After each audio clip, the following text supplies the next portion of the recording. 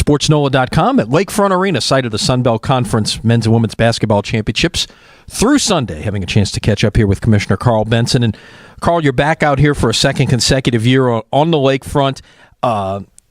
Year one was a terrific experience. Any changes for year two? Well, really, last year for year one, it was very, very well done. It's a great venue. I think that we've done a great presentation. We're expecting the crowds to grow a little bit this year. It doesn't happen overnight, but I think what we've shown is that we have been able to provide at a very, very good cost. $15 for 2 games, $5 for kids, throwing a free hot dog, and we're just trying to provide some great entertainment to both our fan base and local fans here in New Orleans. Yeah, this for local fans is the one chance to be able to come out and see March Madness. If you can have half the men's championship game you had a year ago, a thrilling finish on Selection Sunday when UL Lafayette won that game in overtime last year, if you can have half as exciting a game as what you did a year ago, they're in for another treat this year. Well, anybody that came to that game that also came to the 4 overtime game on Friday night, I believe, saw some outstanding basketball. And I think there are some really dynamic players. Last year, Efren Payton kind of had his coming out party with UL Lafayette and went on to get drafted pretty high by Orlando and is having a great rookie year in the NBA.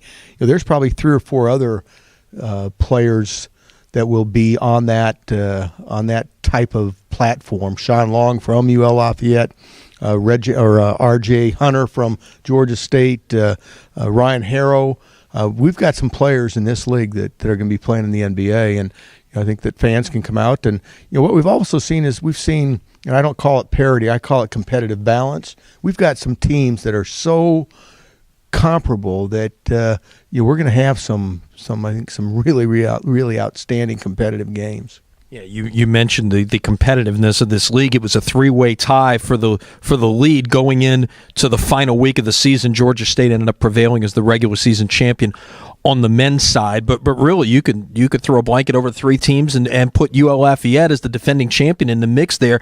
Wouldn't be a surprise to see any one of those 4 teams come away with the title on Sunday. Not at all, and I think there's a couple of other sleeper teams. UT Arlington has some outstanding young players that a team gets hot in a tournament like this, and somebody can come from behind. And last year I think UL Lafayette was seeded number. I don't know if they're seeded number 4 like they are this year or not, but they won 3 games. They won Friday, Saturday, Sunday, and kind of came out of the back stretch, as they say. So it wouldn't surprise me if that's the type of tournament we have. Yeah, that will of course produce an automatic qualifier to the NCAA tournament, just as your women's champion will. And on the women's side, UALR is your regular season champion. They've got a great resume, probably deserving, whether they win this tournament or not, of going to the NCAA tournament. You got another top 50 RPI team in Arkansas State there. So the women have certainly held up their own as well, even with some perennial powers like Western Kentucky and Middle Tennessee, who were always a part of things, having moved on. Yeah, very proud on the women's side. They've competed very, very well, and in those 2 teams you mentioned, UALR and Arkansas State, number 1 and number 2 seed. Troy is a team that may surprise people. They've beaten both UALR and Arkansas State in the regular season, so don't be surprised to maybe see Troy sneak in there as well. But you're right, UALR is a top 30 team right now in the country and has that resume that would definitely put them in the at-large spot if they didn't win the championship outright. Of course, you'd always love to see multiple teams get in from your league, whether it's on the men's or the women's side. A lot more than basketball this week. You guys, first year here last year, started the Sun Belt Saturday event leading into the men's semifinals.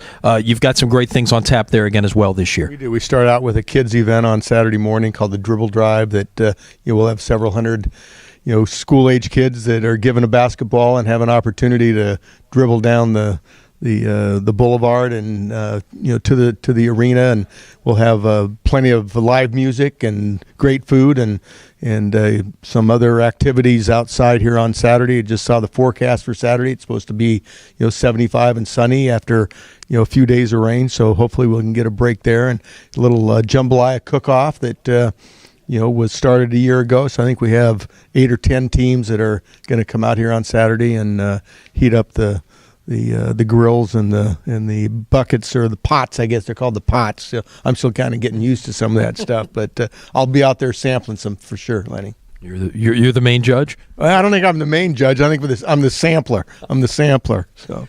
It's a great week of activities out here at Lakefront Arena.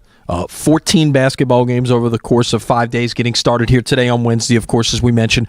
Sunbelt Saturday, and like I say, New Orleans' chance to partake in March Madness. So if you're here in town, come out and check out some great competitive basketball. And absolutely, and Saturday is kind of the focal point. It's I think we're going to see the best games on Saturday. We have the 2 men's semifinal games, and then we have the women's championship game on Saturday night. So you can come out and do the Sunbelt Saturday events and see 2 men's games, and then watch the women play for their spot in the NCAA tournament. Karl, thanks for your time. Look forward to seeing you down the road. You got it. Thank you, Lenny. Karl Benson of the Sunbelt Conference. Again, the Sunbelt Conference men's and women's basketball championships here at Lakefront Arena now through Sunday.